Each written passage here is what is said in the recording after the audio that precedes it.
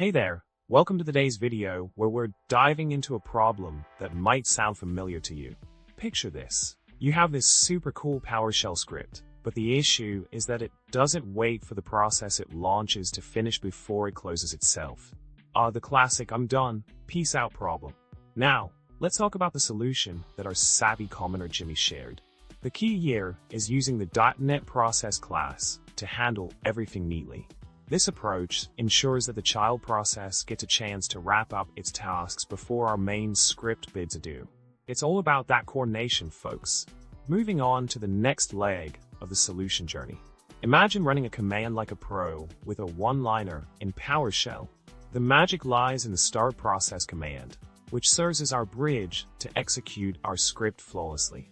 In bonus point, we even get the exit code back from the child process. Win-win situation, right? And for the grand finale, picture executing the whole shebang flawlessly from the CMD. With a nifty command like start wait, we ensure that our process waits for the child process to complete. Smooth as butter, and the cherry on top, we get that sweet exit code displayed for us. Ta-da!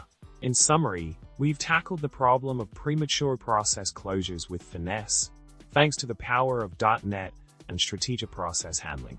Hope you enjoyed unraveling this tech puzzle with me. Don't forget to hit that subscribe button for more tech tips and tricks. Like the video if you found it helpful, and drop a comment with your thoughts. Until next time, stay curious and keep scripting like a pro.